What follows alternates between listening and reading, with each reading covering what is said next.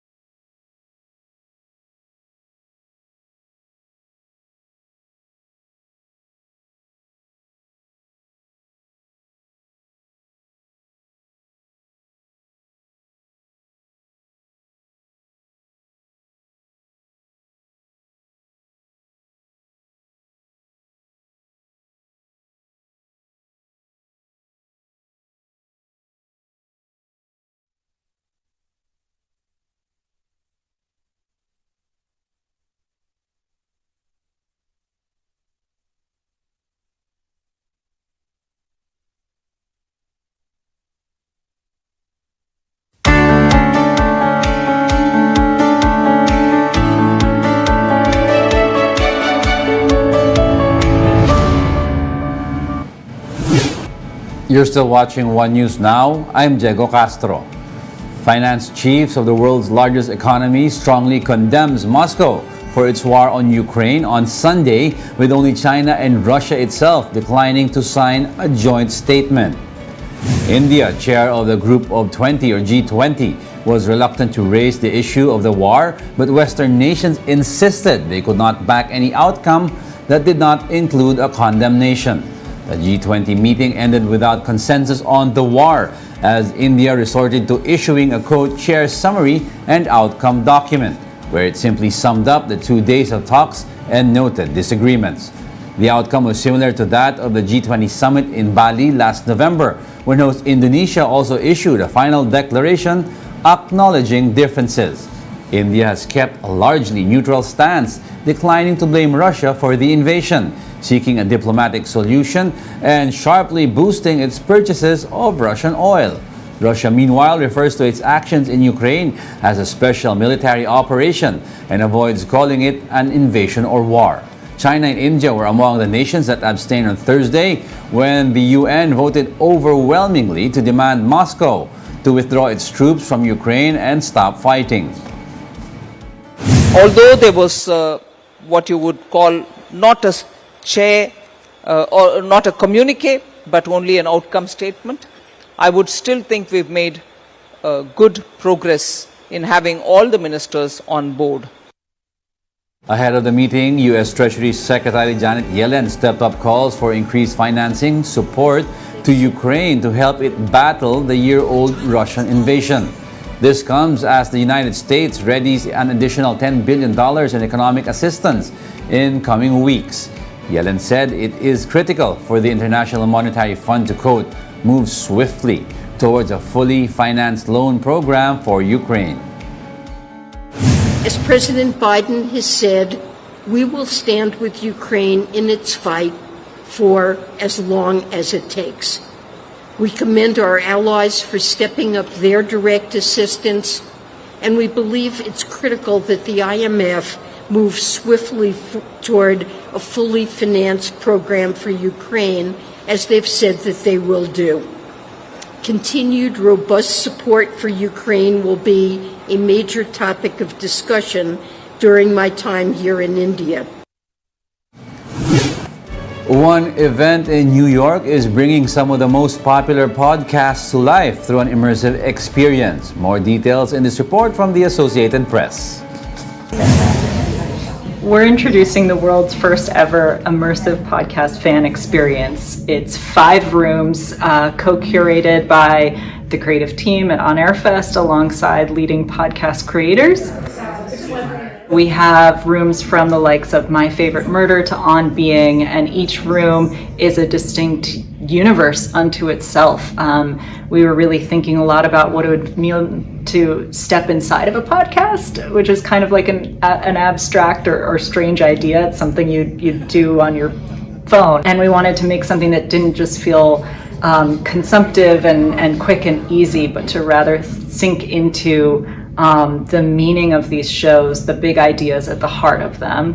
All right, I know we're almost out of time, but we're going to sneak in one last stop. So when we started On Air Fest, we thought podcasts were already having a moment, but they weren't having, they didn't have a moment in the cultural calendar. And that was part of the reason we started On Air Fest, was to create that kind of moment that people can look forward to. New shows get launched.